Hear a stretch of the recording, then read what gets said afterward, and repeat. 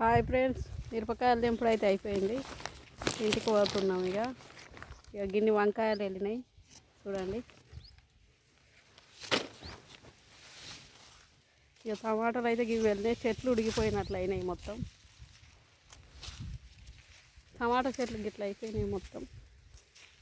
ఇగురు పెడుతున్నాయి మళ్ళా కానీ చూడండి.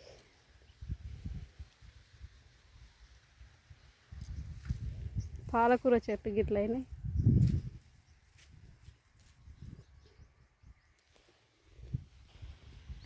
మిరపకాయలు అయితే ఇవి వెళ్ళినాయి చూడండి.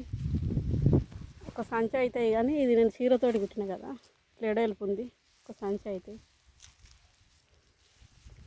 కొత్తిమీర చూడండి కొద్దిగా అంత ఎక్కపోవాలి.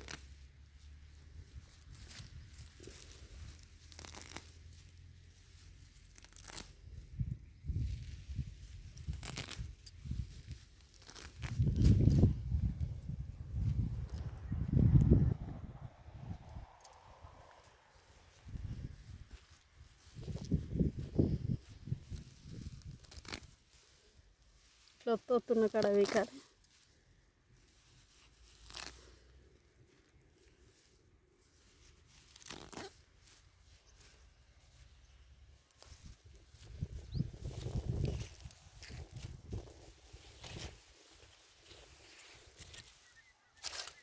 ఎల్లిగడ్డలు పోయికి ఇవి పెట్టినాం కదా, ఇట్లా అయినాయి. ఉల్లి అయితే పేరుకు లేకుండానే పోయింది చూడండి, రోగం వచ్చి మొత్తం.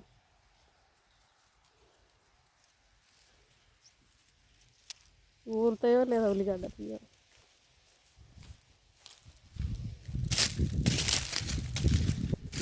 రెడీ 10 సంచులు అయినాయి ఫ్రెండ్స్. కలిపించి ఫస్ట్ ఇవి అమ్మినాం. 15 సంచులు అయినాయి. కొద్దిగానే కదా, మళ్ళీ కిందికి ఆ పేరెడ్ లేదా, అదొక మాడి ఉంది.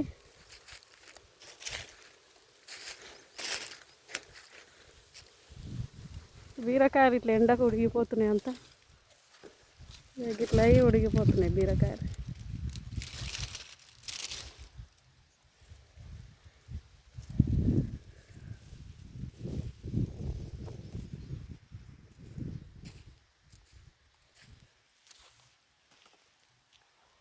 మిరపకాయలు ఎరుడు అయితే అయిపోయింది. ఇక కంప్లీట్. ఇక కొద్దిగా పాలకూర తెంపుకోవాలి, కొంచెం పచ్చకూర వెళ్తుంది, అది తెంపుకోవాలి. ఇక్కడ ఉంది పచ్చకూర, మంచిగా ఉంది. చెట్లన్నీ టమాటా చెట్లు గిట్ల అయిపోయినాయి మొత్తం. చెట్లు కూడా చచ్చిపోయినాయి, అంతే ఏరినాయి ఇది వరదాకా కదా. పచ్చకూర అంటే ఇది ఆకుకూర. కొద్దిగా ఎంత తెంపుకోవాలి. ఇప్పటి మందం అయితే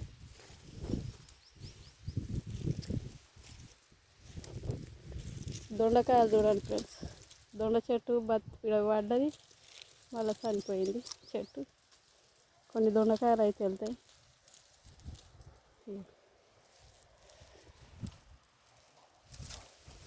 చూడండి. గిన్నె వెళ్ళినాయి దొండకాయలు చూడండి, గిన్నె వెళ్ళినాయి. పప్పు వేసుకొని వండుకోవాలి ఒకరోజు. మనం ఎట్లా చచ్చిపోయిందో ఏమో కానీ చెట్టు మంచిగా ఉండే, చచ్చిపోయింది. చీమలు బాగా విపరీతమైన చీమలు అయినాయి. ఆ చీమలకే అట్లా అవుతుంది.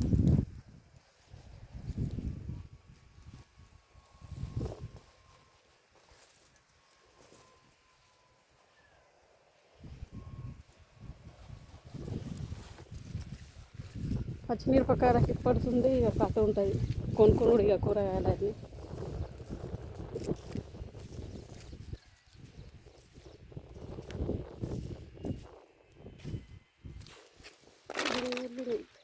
దొండకాయలు